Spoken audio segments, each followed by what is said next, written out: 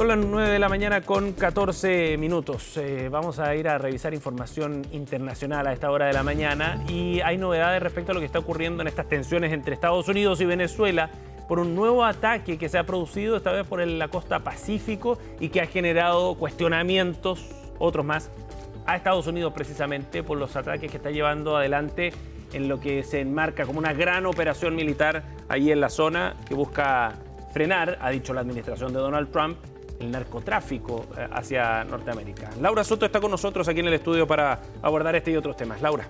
Así es, ¿qué tal, Seba? Muy buenos días.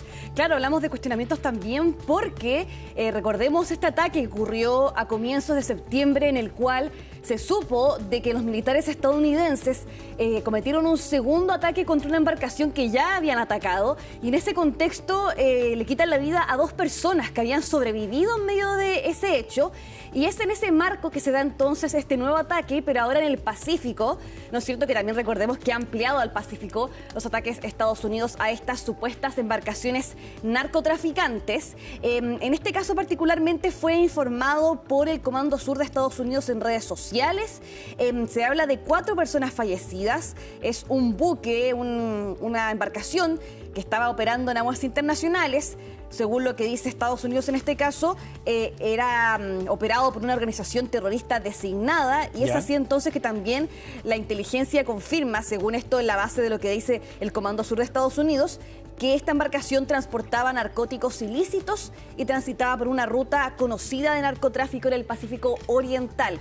Es así entonces que se confirma este nuevo ataque, esto en una publicación, yo les decía, ¿no es cierto?, por el Comando Sur de Estados Unidos, que se produce el día de ayer. Y todo esto, como yo te mencionaba, hay críticas bipartidistas, de hecho, hacia el Pentágono a raíz de este ataque anterior que ocurre en septiembre, el cual por supuesto le quita la vida entonces a 2 personas que habían sobrevivido a un primer ataque. Aquí son críticas particularmente al secretario de Defensa, Pete Hegseth. De hecho, por ejemplo, el líder de la minoría del Senado, estamos hablando de uno de los legisladores también importantes del Partido Demócrata, Chuck Schumer, estaba pidiendo de hecho la renuncia de Pete Hegseth debido a este escándalo que se había producido, por cierto, que puede constituir incluso un crimen de guerra. Claro. Y de hecho las acciones legales que empiezan ya a tomar forma y que probablemente vayan en aumento también hacia adelante, apuntan a eso precisamente, ¿no? La interposición de este recurso judicial ante la Corte Interamericana de Derechos Humanos tiene que ver precisamente con el actuar ilegal de Estados Unidos, el hecho de que no esté amparado, digamos, en un contexto estos ataques legal, efectivamente, amparado por el derecho internacional, es lo que abre la posibilidad de que se generen estas acciones judiciales. Claro, y si bien el Partido Republicano ha apoyado en general esta campaña militar, lo cierto es que el escrutinio que se ha generado a raíz de este ataque que yo te mencionaba del 2 de septiembre ha hecho también de que se hayan generado críticas por ambas partes, ¿no es cierto?, del Partido Demócrata y Partido Republicano. Por ejemplo, un voto también del Comité de Servicios Armados del Senado que quiere llevar a cabo una investigación, una supervisión debido a este hecho y cuestionamientos, también consultas que se están desarrollando por parte del Congreso justamente a las autoridades militares y también en este caso al Pentágono debido a aquel hecho. Yo no sé cuánto le importe a Donald Trump y a su gobierno en realidad este tipo de presiones, ¿no? Parece bien determinado a seguir adelante con esta ofensiva militar, ha advertido la posibilidad de incursiones terrestres, pero creo que por ahí puede haber algún tipo de presión mayor también y de presión mayor respecto a lo que significaría llevar esto ya a una intervención directa en territorio venezolano. Eso ya son palabras mayores y quizás por ahí puede haber también alguna señal que esté intentando dar el Congreso norteamericano y las 2 fuerzas de los partidos, el Partido Demócrata y el Republicano. Mira, para que tengas una idea de la reacción que ha tenido en este caso el gobierno de Estados Unidos ante estas críticas, mira, fíjate ya, yo te mencionaba esto que sucede con el líder demócrata Chuck Schumer, quien pide la renuncia al secretario de Defensa Pete Hegseth, y ante aquella petición, uno de los líderes de Turning Point USA, recordemos esta organización que era liderada por este simpatizante, ¿no es cierto?, de Donald Trump, que fue asesinado, recordemos, en un mitin político, Andrew Colbert decía justamente que cada nuevo ataque dirigido a Pete Hegseth me hace querer otro barco de drogas explotando y enviado al fondo del océano. Y Hegseth, que es el secretario de Defensa, le responde: Tu deseo es nuestra orden, Andrew. Acabo de hundir otro barco de narcotráfico. Es decir, una provocación también al final. Claro, sí, entonces por lo mismo también ahí sucede de que aparentemente no hay un mea culpa que haga el gobierno de Estados Unidos a raíz de ese doble ataque que ocurrió, que al menos lo que se dice o la versión es que lo que quería hacerse era destruir la embarcación.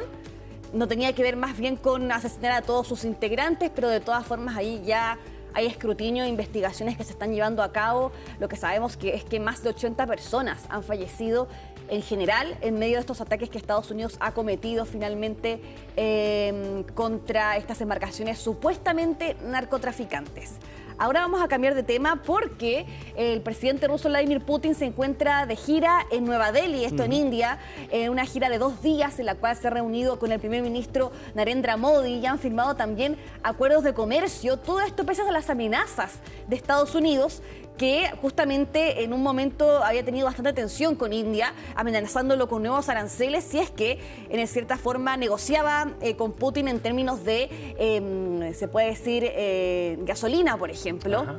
En ese sentido, y ahora se ha firmado entonces nuevos acuerdos de comercio entre ambas partes y de hecho el presidente ruso ha ido más allá porque indicó de que va a proveer a India de embarcaciones o cargamentos ininterrumpidos de combustible a dicho país. Justamente todo esto en medio de las presiones que Estados Unidos y tensiones que también había tenido el país norteamericano, claro. Recordemos el primer semestre, particularmente con India, debido a este comercio que continuaba fluyendo entre ambas naciones respecto al combustible, que era algo que en el fondo Donald Trump quería evitar, pero que ahora se está viendo quizás aún más intensificado y una relación que se va afianzando cada vez más. Sí. Escuchemos entonces lo que dijo Vladimir Putin respecto a este afianzamiento de las relaciones entre ambas naciones. Como vieron, se ha firmado un paquete sustancial de acuerdos entre gobiernos, agencias y corporaciones. Muchos de ellos tienen como objetivo ampliar la cooperación económica entre Rusia y la India. La colaboración energética se está desarrollando con éxito. Rusia es un proveedor confiable de recursos energéticos y de todo lo necesario para el desarrollo de la industria energética de India. Estamos listos para seguir garantizando el suministro ininterrumpido de combustible para la economía de rápido crecimiento de India. Bien significativo el acercamiento, Laura, claro. Considerando el poder cada vez mayor que ha ido adquiriendo India, el país más poblado del mundo.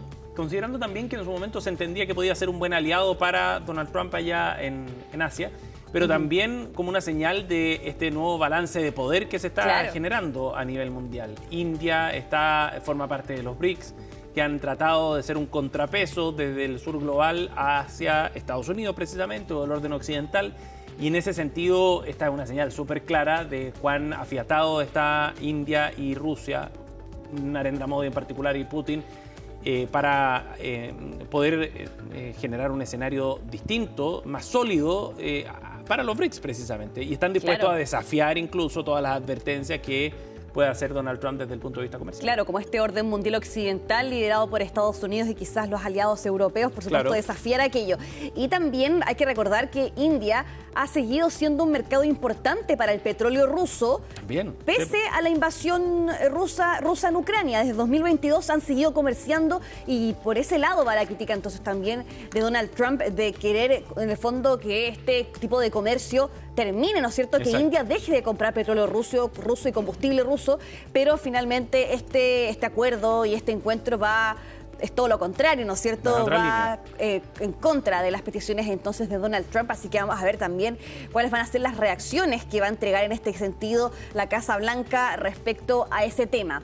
Pero ahora vamos a cambiar de tema, nos vamos hasta Argentina, en medio de un accidente que ocurrió con un helicóptero turístico que termina cayendo en unas canchas de tenis en Buenos Aires. Ahí vamos a ver parte de las imágenes. Resultaron 4 personas heridas, por lo menos no se informa respecto a personas fallecidas, lo cual es bastante importante para un accidente de ese tipo. pero ocurrió en un predio, ¿no es cierto?, en el cual se instalan estas canchas de tenis, están ubicadas ahí en la ciudad de Buenos Aires. Eran 3 ocupantes, 2 hombres y una mujer, salieron de la aeronave y tuvieron que ser trasladados al Hospital Fernández de Buenos Aires, y fueron 4 personas entonces que finalmente resultan heridas en medio de este hecho, cuando este helicóptero durante la noche del jueves se precipita en esta cancha de tenis, y el piloto de hecho fue el que sufrió lesiones de mayor gravedad. Justamente se habla, por ejemplo, de politraumatismos. La mujer que estaba a bordo no presentó heridas de mayor importancia. El hombre, perdón, que iba como pasajero fue el que presentó politraumatismos, pero todos estaban conscientes al menos, así que de todas formas es bastante importante mencionar aquello, que no hubo personas fallecidas en medio de este hecho. Pero lo que dicen, por ejemplo, fuentes oficiales, en este caso el medio argentino Infobae, es que todo esto fue a raíz de un desperfecto mecánico que el piloto tuvo que realizar finalmente este aterrizaje de emergencia, y cuando ocurre este descenso, los tripulantes reportan que hubo una ruptura del rotor que generó daños en la hélice y que finalmente termina desestabilizando esta aeronave y que provocó su vuelco, de hecho, cuando estaba intentando hacer este aterrizaje de emergencia. Bien impactante la imagen en todo caso, ¿eh? Mira, por lo menos ocurrió a una hora que quizás no había gente jugando tenis, por ejemplo. El riesgo hubiera sido otro si se hubiera producido a plena luz del día, por ejemplo. Sí, de todas maneras, así que por lo menos en ese sentido la sacaron barata, ¿no es cierto?, los tripulantes. Así parece. Y también cualquier socio de estas canchas de tenis. Ahora vamos al último tema. Hemos visto un boicot generalizado que se está generando a raíz del concurso de música Eurovisión, que es ultra mega conocido en Europa, debido a la confirmación de la participación, en este caso, de Israel. Uno de las personas que ha hecho el boicot, por ejemplo, de los países, quiero decir, España, por ejemplo, fue uno de los primeros. Por el lado de Francia se ha expresado al contrario, una oposición a este boicot, pero sin duda puede ocurrir que quizás más países podrían sumarse, ¿no es cierto?, a este boicot. Fíjate que además de España ha sido Países Bajos, Eslovenia e Irlanda los que han anunciado su negativa a difundir entonces esta edición 2026 que se llevará a cabo en mayo en Ginebra.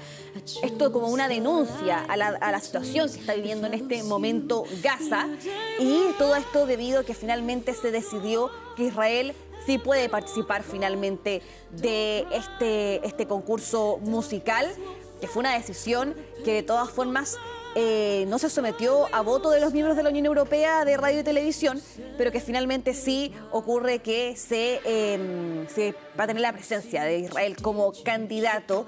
Así que, por supuesto que esto va a generar más consecuencias, ¿no es cierto?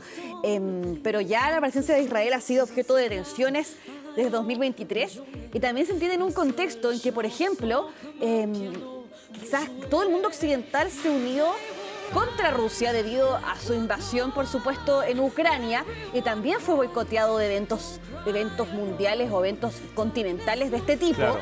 Pero no ha ocurrido, por ejemplo, lo mismo con Israel, debido entonces a sus ataques constantes, en este caso a Gaza, que si bien se encuentran en una suerte de alto al fuego que todavía no se logra avanzar a una segunda fase, de todas formas ha habido ataques particulares por parte de Israel, esto acusando de que han habido violaciones al alto al fuego por parte de Hamas, y que en respuesta Israel ha cometido entonces ataques mayores que han afectado de todas formas a la población civil. A la población civil, sí. Pese a estar en un alto al fuego. Bueno, al final es una señal también, ¿no? Si no se ha podido excluir a Israel, como han pretendido muchos de estos países, de otro tipo de instancias, ya lo decías tú, en comparación a Rusia, es un caso bien distinto.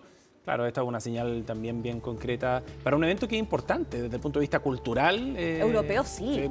A nivel europeo es muy importante. Sí. Y también teniendo en cuenta que muchas canciones famosísimas han salido justamente de aquel concurso también. Claro, sí. También tiene trascendencia en ese sentido. Por supuesto. Así que la señal no es menor. Gracias, Laura.